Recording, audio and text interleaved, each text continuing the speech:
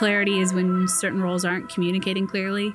It's the leader's job to facilitate that and make sure that's a direct conversation. You can't grow if you don't have clarity in what you're doing and who's doing what. When we post a job, we have it where we are able to get someone in the door in 30 days, which is crazy. Our team trusts us that we won't let them drown.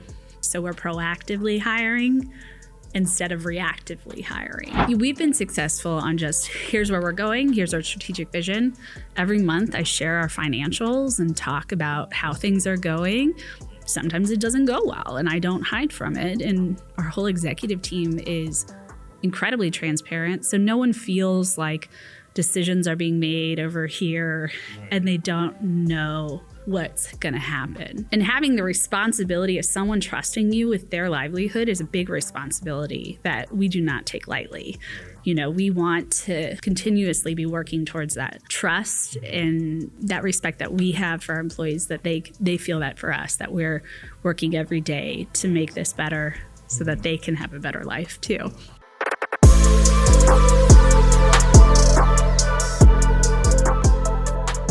What if the secret to retaining top talent was not about perks or trendy benefits, but building a culture people genuinely trust?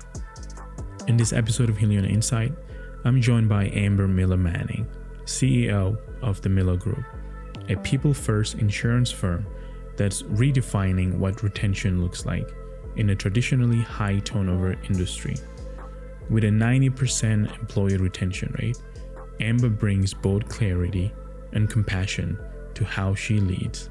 We talked about what it takes to create consistency in uncertain times, how to lead with care while driving results, and why employee experience is no longer just an HR issue, but a leadership mandate. And this is a playbook for building a workplace where people want to stay. So let's get into it. All right, Amber, thank you for being here today. And, I just want to say congratulations. I know you've been a CEO for the Miller Group for 3 years now, but I wanted to officially congratulate you. You're kind. Thank you. Yeah, of course. And I wanted to talk to you about just the experience of you, like starting from benefits to now being a CEO. Like, how was that experience like for you personally going through that? So I'm third generation family operator and owner. We have bylaws. You have to work outside of the business for a while. So it didn't. I like that. Benefits was the middle of my career on the way to CEO. Right. And I worked in every department, but benefits was the largest chunk of time. Wow. Okay. Yeah. I don't hear it very often because I've talked to a lot of individuals that I've also went through generational, like where they have to become CEOs, but I don't hear them talk about that. Why do you think that was important? Was that something like implemented by I'm assuming the original founder, your grandfather? No. So my grandfather was amazing, but he didn't have much structure that he applied. He was just building the business and doing a beautiful job serving our clients. Second generation, my dad and uncle put more parameters around it because we're an insurance broker, so we advise on the business needs, surety needs, and the health insurance needs. And we've seen so many businesses where there's been struggles, so we've implemented rules to protect our family, company, and just our clients from having someone in the wrong seat and just having someone in because you want to work with family or you feel you deserve it. That's not how we operate. We operate, if there's a job, you need it. If there's a job, I'm not saying that correctly. If we have the company has a job and you qualify for it and you've been successful somewhere else, then you get recruited to come and work here. And then you get opportunities if you're good at what you do, but you don't get them just because your last name. Yeah. Wow. Well, that's very powerful. And that just, like took my mind to the TV series Succession. So you guys are Succession, but with a lot of integrity, and you actually got to earn it. Yes. To be, the name. As you see that though, look at the mental health of the characters they portray. There's a lot of, and we feel this for everyone in our company. You have a lot of pride when you are good at what you do. You contribute regardless of the level. Mm-hmm. So we're very big on making sure that we take care of the whole person and allow them to be successful, stretch in different jobs, but have it where they can go home satisfied and happy and take care of their family because they're in the right position. Right. And you know, like one of the other things that I hear, it's like the term like family. I you know, I actually had a guest here who was a CFO of a company, and he left because he felt like, you know, he just could not find himself in the company that he was working in because they used the word family. And I want to just ask you this, like, how do you go about, especially the company as a whole, how do you guys go about just making sure that people that are coming in feel like they belong with the term family? So we are a business that we can scale a lot of revenue with not a lot of employees. So it's incredibly important that everyone is working together. So I did it yesterday. I'm the final interview on anyone we hire. And our team is really big on kind of defining what our culture is, defining what respect looks like, defining how to voice your opinion, how you engage in our community so you feel like it's family. And just like family, you have hard conversations. Things don't always go well, but you respect each other. And we make sure to manage to that. We make sure that everyone is working together so that it feels like family. You know, when one person's hit, people jump to help. You know, it's not like you're in it alone. And being alone is one of the biggest things we see right now with impacting health, impacting our communities, or people just feel isolated. Yeah, I mean, you know, I actually had at some point I had a team of around 60. That also tells you what type of leader I am. I'm trying to think of the number. It's been so long, and I need to go back and look at the roster. But yeah, I had a team of in the 60s, and I was also trying to cultivate that because I grew up in a very big family where I feel like I was connected to everyone. Everyone had a purpose within the family as a whole, and we were very like integrated, like the cousins, the aunties, pretty much everyone add to the family. And we had a great time. So I was trying to cultivate that within my own company in the early like stages of my career. Early on in 20s, I was very successful. I built a very successful agency, but everything just fell because I didn't do it well. And I want to talk to you as someone who has been in a company that has been around for 3 generations. And I want to figure out, how have you guys done it well? You've kind of talked about a few like points of like how you guys did it from your grandfather to now to you today. And feel free to use my story as an example, because I was someone who had no culture in the company. I felt like I had a culture, but I didn't understand what culture was. I had a bunch of people actually in this room where we would have meetings, but then, I would just let anyone just do whatever they wanted to do because I wanted them to feel like they belong. And I think that's one of the hardest parts is most people feel that in order to be respectful, you have to let people run their own way. But it's almost the opposite. If you're not providing feedback on direction, vision, and helping, it's not dictating, it's not micromanaging, it's engagement. How do you, team member, fit into this equation? How do you contribute to this? How do you see yourself in the future? Here's what growth means. And it's getting everyone bought into where you're running and teaching all managers in the business. Middle managers are so important. So if they can't communicate that to your front line, then you fail. You have to make sure what you're doing at the top makes it way down to every level of your company. Because every person could be a weak link and prevent you from serving your customers how you need to, serving our community how you need to, and serving each other how is best. So we've been successful on just, here's where we're going, here's our strategic vision. Every month I share our financials and talk about how things are going. Sometimes it doesn't go well and I don't hide from it. And our whole executive team is incredibly transparent. So no one feels like decisions are being made over here and they don't know what's going to happen. Having clarity and having the responsibility of someone trusting you with their livelihood is a big responsibility that we do not take lightly. We want to continuously be working towards that trust and that respect that we have for our employees, that they feel that for us, that we're working every day to make this better so that they can have a better life too. Wow. Okay. I'm like taken aback a little bit because I don't usually hear people say that, just that mindset and having that for your people.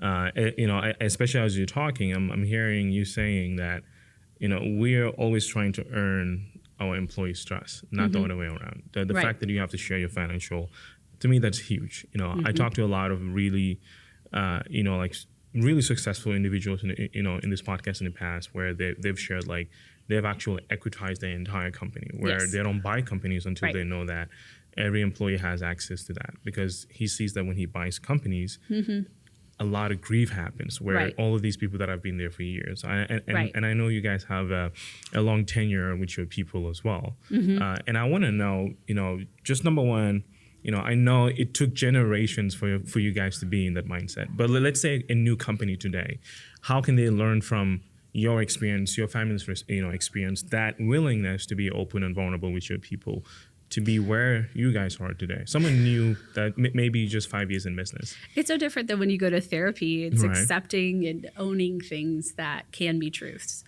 You, as a for-profit business, there's nothing wrong with profit. I find when businesses get comfortable with owning that they need a profit, they want a profit, that helps everything go around. It translates into more transparency because there's less awkwardness and guilt on people in higher levels. Make good money and they take a lot of risk but they can be good stewards of that, and they can give back. So I think in business, sometimes you feel like you can do the profitable thing or the right thing.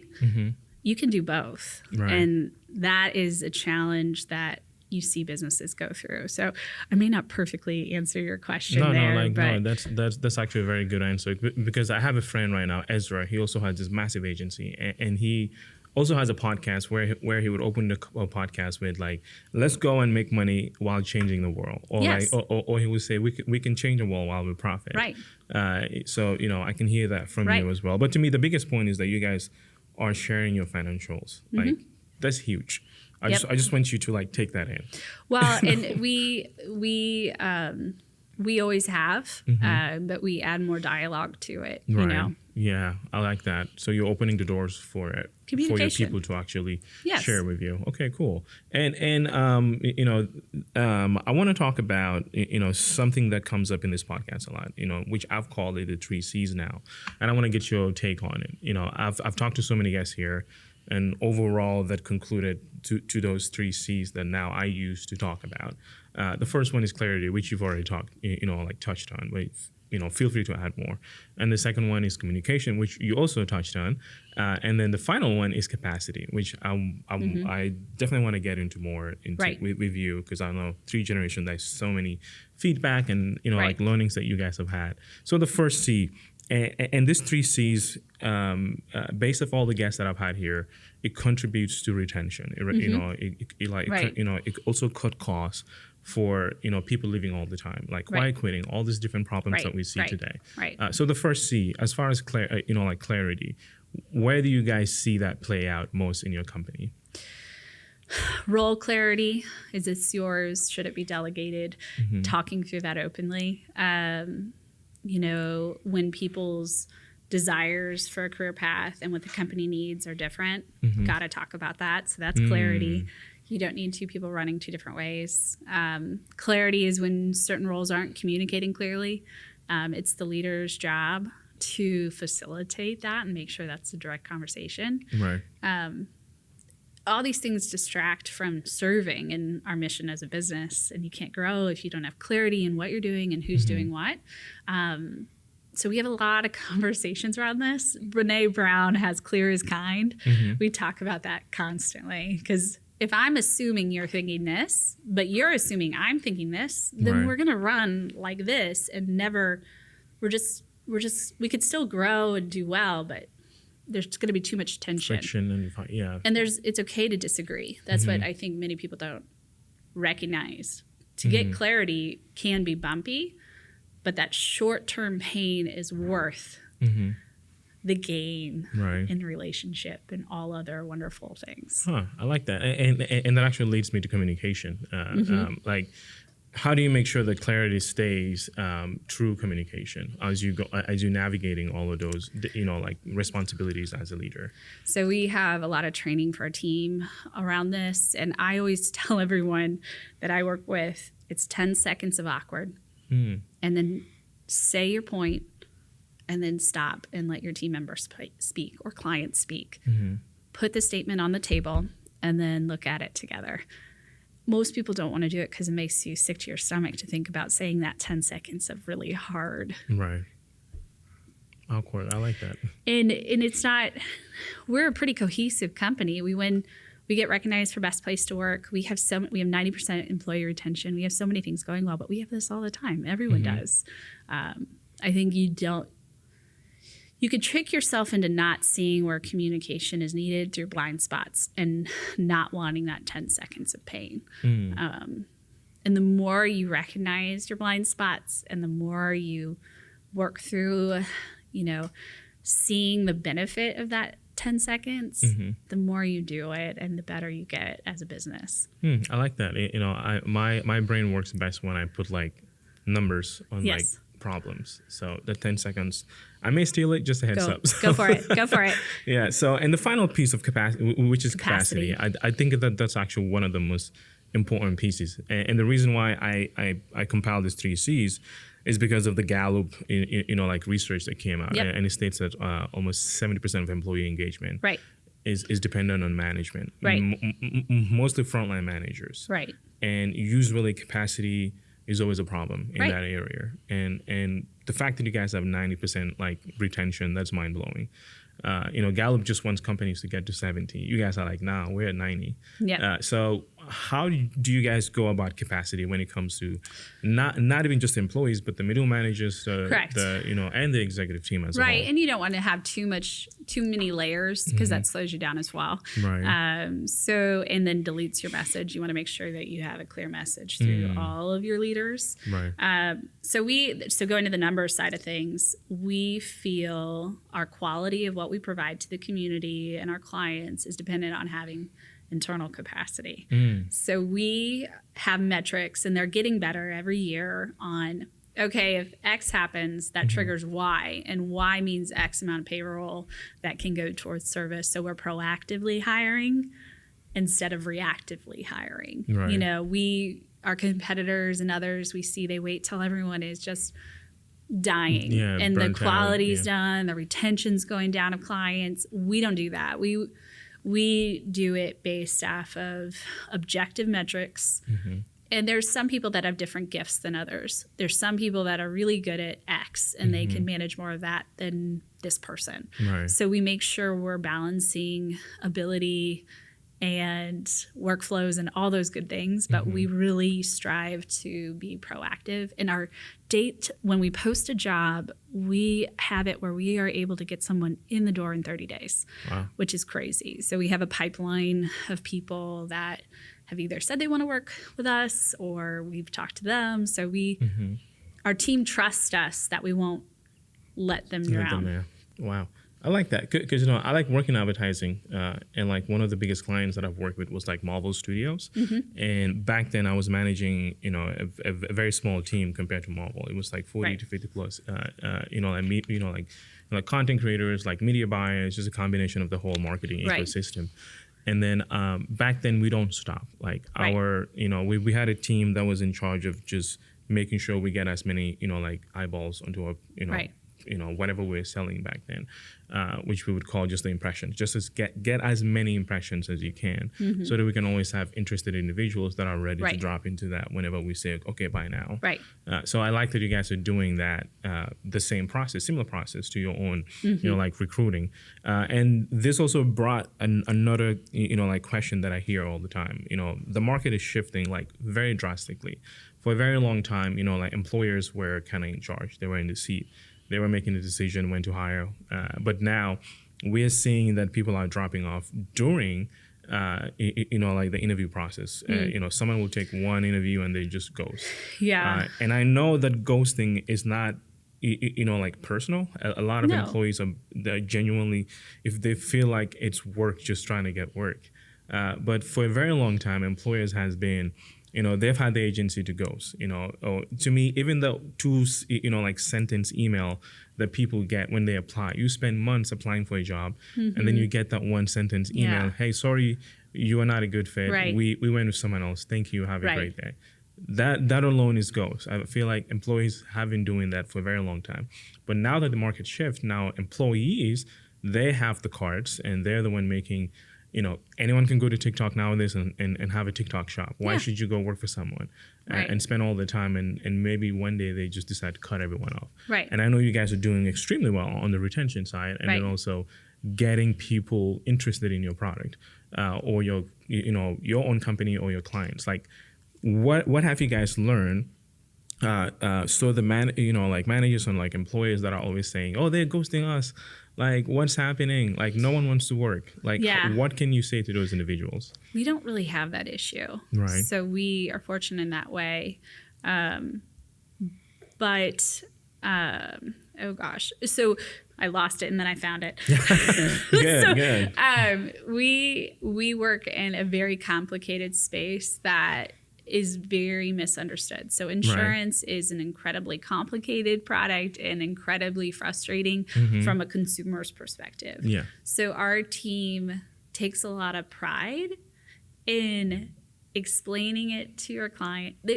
I guess what I'm trying to get at is we don't have ghosting because our team, for the most part, sees the value in what we're doing and knows how important it is and the ripple effect it creates. So we, through our interviewing process, have found ways to find engaged team players committed to teamwork and continuous improvement is our slogan. But we interview to that so that we have engaged people right out the gate. Right. And if they're not engaged in it, they don't find how they can impact. We part ways with someone quickly. So very quick into their time with us, we can tell, is this something they're going to find their way to have a passion, or do they see themselves here? And if they don't, it's totally fine. So I like that. we want to have dignity and have we want to be upfront. Hey, it seems like this isn't something that sparks any joy for you. If that's the question you're trying to. No. Yeah. I have this friend. Maybe you've heard his name, like Gary Vee. He's like this internet personality who talks about, he hires very fast and he fires very, very fast. Right. And I know when it comes to executive level, I've talked to a lot of other leaders that have told me you hire very slow on the top because it's a very important role. A lot of money. Yes. And nowadays people are throwing bonuses everywhere. Yes. I've had another CEO who got hired, got given all these benefits, like a lot of money, and then he realized, this is not for me, and he wanted to leave, but those benefits were holding him back. Is that a good thing for like companies to just throw benefits everywhere? Well, we believe, like sign-on bonuses to be precise. Sign-on bonuses, we don't do that. We believe deeply in fair compensation. We do multiple compensation studies. We have multiple third parties that help us validate a correct, fair comp package. Right. And we tie a lot of it to results, so it's fair. You see, we both are running towards the same thing. Yeah. I've never believed that throwing money at a situation ever fixed it unless it's a clear it's got to fit in. You can't just throw money at something. And, we got to make sure that the comp's fair. And if it was public, could you look yourself in the mirror or talk to people on why you did X, Y, Z? If I did a signing bonus for you, but I haven't done it historically, is that the right move? I don't know. It could, but we haven't done that to date. I know places like engineering firms or other that are having a hard time with recruiting in general. Oh, yeah. That's a needed strategy. So we just don't have as much experience with that. Right. Well, you can throw a lot of money if it's a guy wearing a fedora and a bandana. Just so you have style. Yeah, okay. It takes a lot of work. Imagine every day waking up 6 a.m. with a 3-month-old baby. Oh, I've done that. To dress up and show up every day. Okay, but just so anyone out there is thinking about throwing money, that's a guy wearing a fedora here, right here. But yeah, so as far as like, when it comes to just like retention piece, to me, I'm trying to go back to the 90% because I know a lot of companies are struggling to that. And number one, I just want to say bravo to the whole team because I know it takes a team to get to those stats. That's just mind blowing. And we have a lot of listeners here, and I want to talk about number one, the retention piece and how that correlates to benefits. You mentioned that just insurance itself is just very confusing for a lot of people in general, and you guys make it your goal to make sure people understand. Yes. Like, how do you go about that piece? Number one, just what exactly is insurance in the workplace? Because I think sometimes we overlook how much people actually know. I've been to companies where a lot of employees don't even know that they have these benefits available because no one talks to them about it. But I love that you guys have that education arm within your company that's constantly educating. Constantly. But number one, I want you to help me understand what is insurance and how does that that retention correlates to that benefit. So within our own employees or what we do for clients? Both. I mean, yeah, if you're comfortable with sharing clients, sure. Oh, yeah. Yes. I can share broadly, you know. So for clients, we pride ourselves on if we can help your hourly employee get access to care through an affordable fashion, we've done our job and we've done more good than a nonprofit in a way. Right. Taking care of people and their health needs is so important. So we strive to communicate in multiple different ways and have a whole structure around campaigns you can do to help explain things. Because the terminology alone doesn't make sense.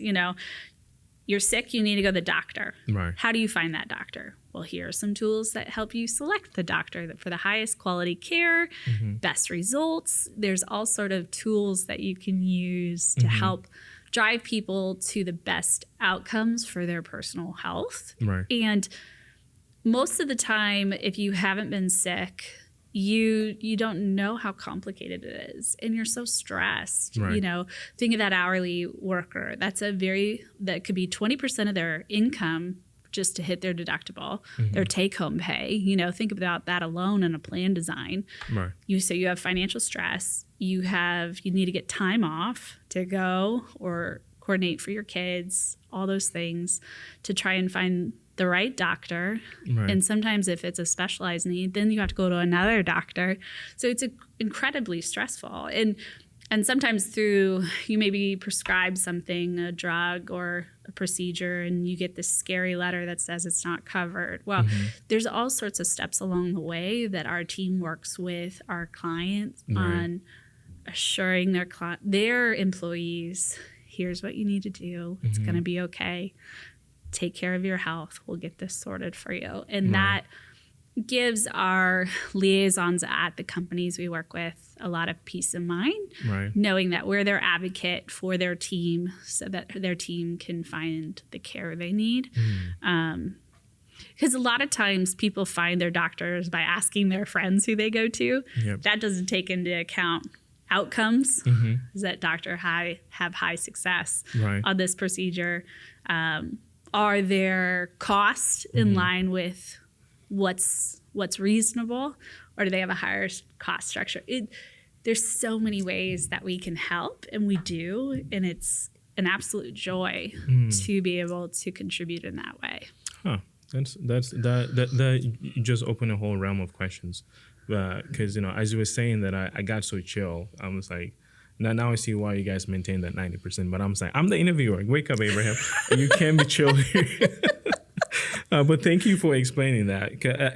And then, do you guys have tools within your marketplace? I'm assuming you have a marketplace to be able to do all that. Oh yeah. Okay, so you have partners. We customize. In-house? We have in-house. Oh my gosh. We can make a website for you. We can make an app for you. We can help you make presentation that's recordable. We can have individuals sit down with every single one of your employees. Like we have all these different tools that we can pull based Just off getting of as the much needs. feedback as you can. Yeah. That's incredible. Multiple touches, and we don't want it to be burdensome, but you know, I feel a duty as a broker to not contribute to the issues that we are having in healthcare. Right.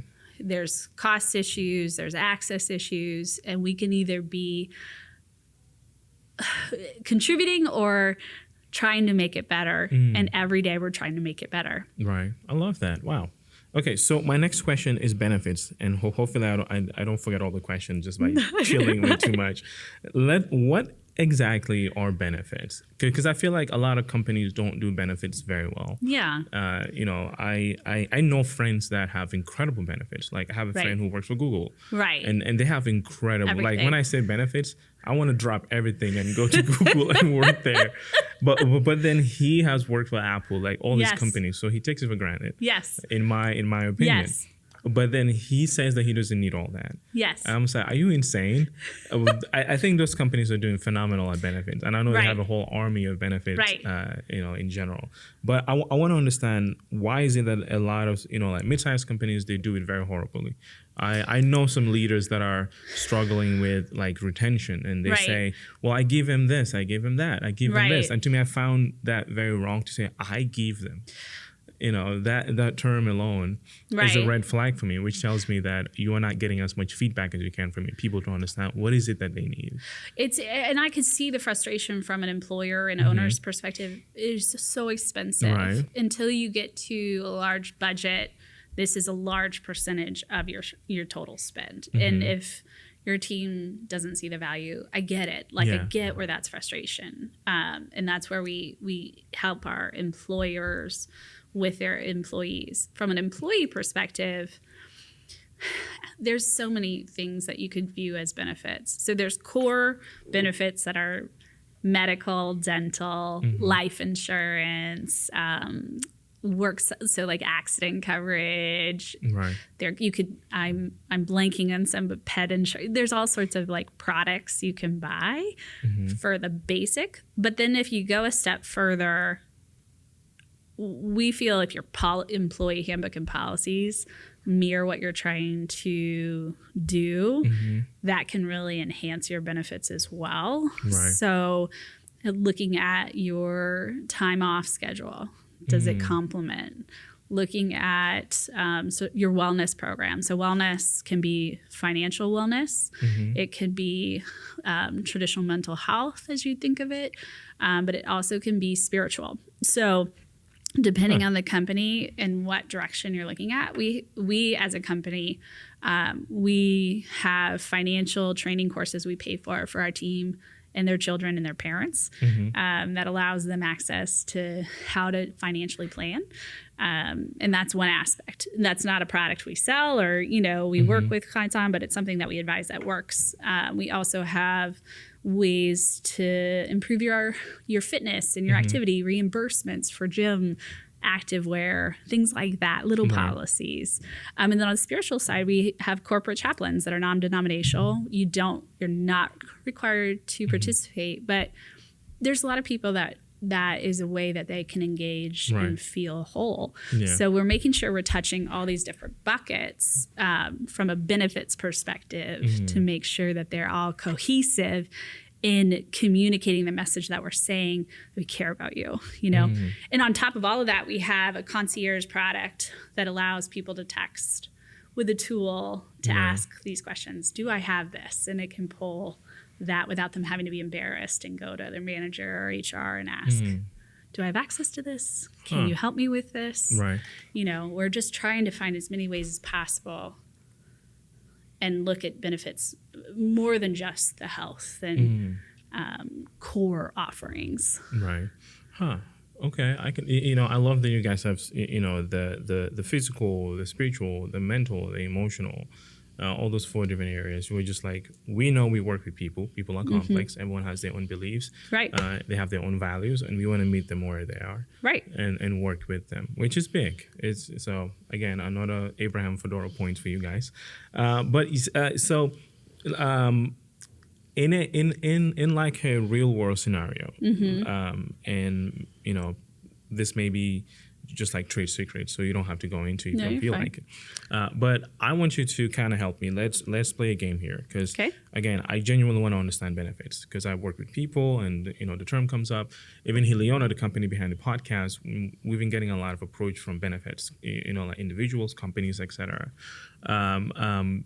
Because the product is focused on bringing in, like middle managers, and then giving them an avenue for them to work with execs and the rest of the teams, but mental health being a priority. And I want to know how, there's been a lot of stats around mental health and how it costs the company. And I want to know from your own perspective, your own experiences, things that you've done in the past, or like right now, present.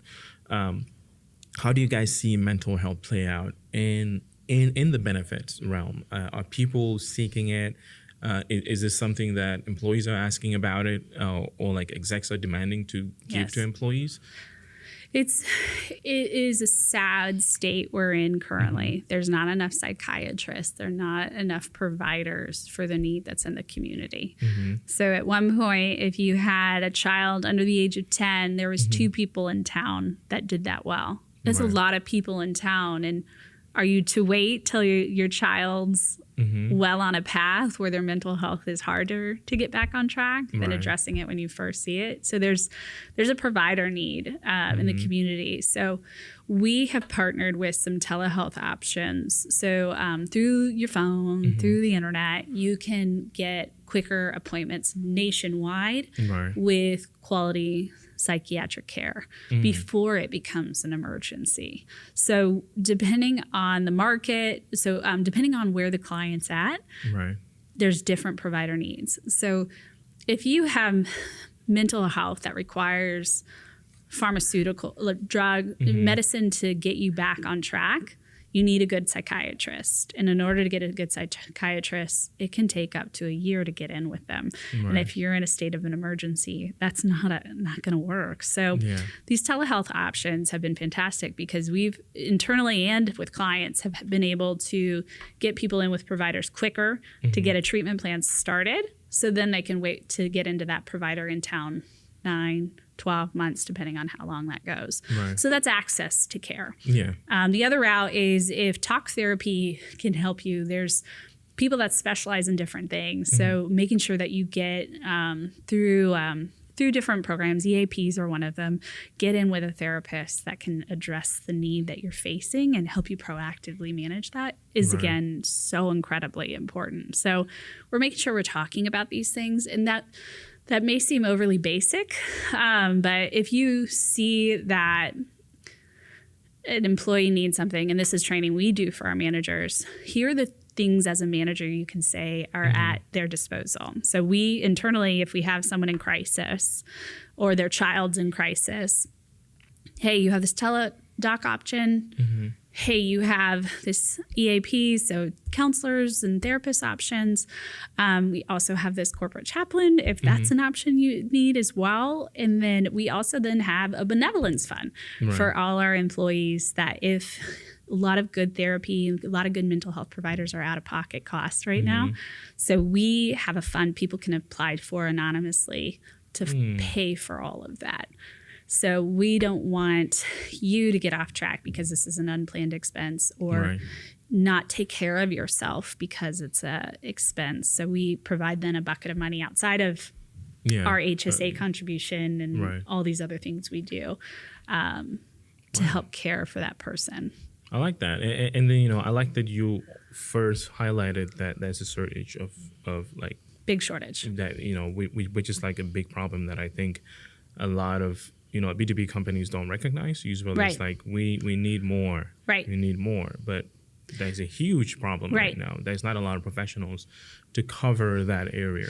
There's also a lot of denial. This is my observation. It is not backed by statistics or anything of that nature. So I'll add that. But I feel too that we as a society treat cancer, treat diabetics, treat other things with, how are you doing? How's it going? But when it comes to mental health, we get scared and don't do any of that. Until we as a society get to the point where, hey, how are you doing? treating it no different than anything else, I think it's harder as well, because then Right. you have an easy time saying, yes, I have cancer, because the test said I have cancer. But if you have a mental health disease, you do not embrace that diagnosis the same way, Yeah. which, this is all my opinion, creates an issue as well. Absolutely. No, yeah, I talk to a lot of people to like agree to what you just said about just. I feel like the stigma around mental health, and I know everyone says the stigma, but it's such a big problem. Right. And when I say problem, not on the individual, the problem as to whenever they hear depression or whatever Right. that may be, immediately becomes a defective identity. You're lesser than, Yeah. which you are not. Right. Right. So like, how can companies, create spaces where, if an employee is going through that, or an employer is going through that as well, how can they make sure that they feel supported in that space to not identify with that mental illness that may hinder, their chances within the company, their own personal growth within the company? How can a company as a whole, or the whole body of the organization, create spaces where people can feel like they're supported? You have to be objective of what the job is and what's needed, and you have to have direct, uncomfortable conversations. Right. Here's what's needed. I know you're going through X. Okay, let's work together on how we get it done. Here's the job you're working towards. Okay, how do we balance that? I felt it's not the same, not even close. But as a new mom, as working and balancing all that, I felt like I would get left behind because I was trying to balance all the things. Yeah. And I have a fantastic husband who helped, but with the right management, we were able to balance it together. Right. So that, and it's no different for anyone with anything. Okay, you have a cancer diagnosis and have chemo. Okay, let's work this out. Here's what Yeah. needs to get done. How do you take care of you? And we have what needs to get done. Right. It's overly simple, but if you have to take leave, take leave. We'll work it out, you know? Wow. It can be simple if Yeah. you look at it as just another thing that you're working through. Right. Yeah. I mean, thank you for even like sharing your own personal experience as a mom, because I think benefits sometimes do leave out the new parents. Yep. A lot, especially moms. As a new parent myself, my Aging wife, parents. she works in healthcare. Yes. And they didn't have any benefits for her as a new mom, and she got so burnt out about that experience that she decided to leave. And she was one of the top employees. Like, she was Right. running that office. Right. And all of the employees lean on her, and her boss didn't even check in, just send her a gift card, and like Right. it was like, and she literally did not open the card. She just put it in the trash. Right. And she's like, I'm never going back. I'm just like, yeah, you definitely don't. Which is, such a sad state, but it's not an uncommon story. Right. You just need a little grace sometimes, and that grace is not expensive and is Right. not hard. You just have to be a little uncomfortable, Indeed. and that goes back to that 10-second rule. Hey, I see you're struggling. Yeah. Being a new mom is hard. Put the issue on the table. How do we get you through the next Right. few months and get you back? Because Wow. we need you. We see potential in you, and that's what we need. Right. The harder part is when you have performance and mental health, and Yeah. that is probably what people think of most. Right. But again, what's needed for the job, Right. and are you talking through that? Wow, that's powerful. I wasn't gonna steal the 10-second rule, but you brought it back. So from now on, it's Abraham's. So thank you for reminding me. I'm definitely still. From now on, you guys are gonna hear me talk about the 10-second rule, and obviously I give credit to my guests. That works. Yeah. So we've come to the end of this conversation, and I hope I can have you in season 2, which will be a full production here. But after everything that we've talked about here, just how is your spirit right now? In what way? Just in general, In just general? everything that's happening before you walked into this studio, and now that we had this whole conversation, how's your spirit? I feel I am incredibly blessed and have such a great gift to be able to do good. And this today is a great reminder, regardless of the bumps, I'm honored. you can do good. power doesn't have to just be bad. It Right. can be a force of good too. So this is a nice reminder of that. So thank you. I love that. Wow. Well, thank you. I'm also going to steal that too. Power doesn't have to be, doesn't always have to be bad. It could be a good, now I messed it up. I'll go back and listen. And it will be another Abraham quote. So, but again, thank you so much for being here today. Always. This has been a refreshing conversation. I've been up since 3 a.m., but this has given me the How's your spirit? Yeah, my spirit is currently doing b-boy dance and backflips, powered by coffee, 6 a.m. But I'm managing. I think I have some time to nap today. No, good. You'll be Yeah, good then. but You can yeah. do anything with a nap. Yeah, but again, thank you so much for being here. Thank This you has for been having fun. me. And I look forward to just getting to know you more. So No, thank you. I love it. Thank you.